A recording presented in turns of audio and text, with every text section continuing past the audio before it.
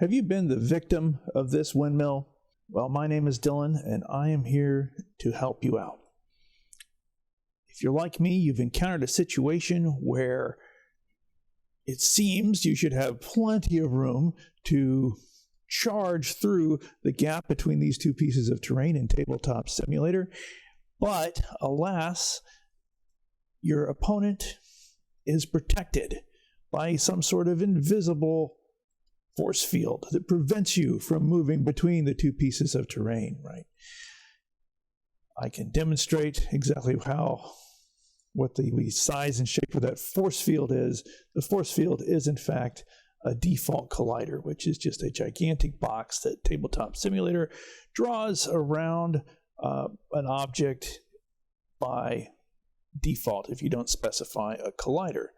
But we can fix this. We can specify our own collider, our own custom collider for these things, and that will solve the problem of being able to squeeze between the two objects for our miniatures here. So let's get going with that. Let's click on Custom, go to Collider.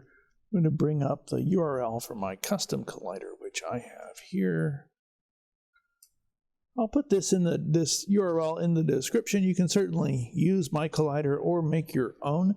You can make a little box in something like Blender. If you look in my video series on importing things into Blender, if you can stand to get through that thing, part 3 covers creating a collider, which is really just a little box, not much to it. So let's go ahead and import here. The windmill sinks a bit. That's okay. I'm fine with that. It probably has something to do with the origin of the windmill and how the collider lines up with it. I'm totally cool with that myself. Now, we can almost get through, but we need to do the same thing on this building here. Go to Custom, Collider, paste in our tiny little collider, click on Import. It also syncs. Hey, it's got a basement now. I think that's it's a feature, right?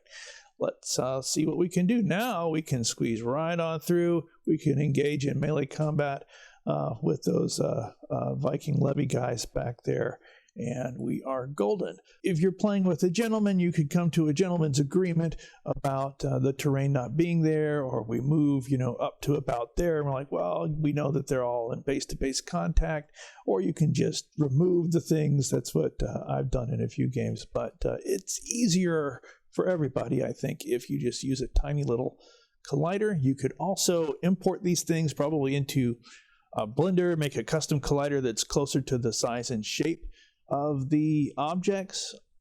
But again, I like the tiny collider. You can move everybody into the building now if you want to. It's a good way to lose your miniatures, but it does allow you to get right up to the edge of things. We can see how tiny that tiny collider is. If I move on to here, we can see it's a tiny little box inside of there. It's so tiny, it's a little hard to balance the guy on it sometimes, but yeah, it's right about there. Itty bitty little box, which is our new collider. We can still pick these things up and move them around, obviously, if we haven't locked them to the table. It's a little tricky sometimes to find your tiny collider inside of something big like this building, but it's not too hard. Just mouse around until it lights up, right? And it's pretty easy. So there you go. It's a quick little tip to, I think, improve the terrain in games like this. These are some Saga miniatures here. Thanks for your time. If you have any questions on this, you can leave them in the comments. I'll try to answer. Thank you.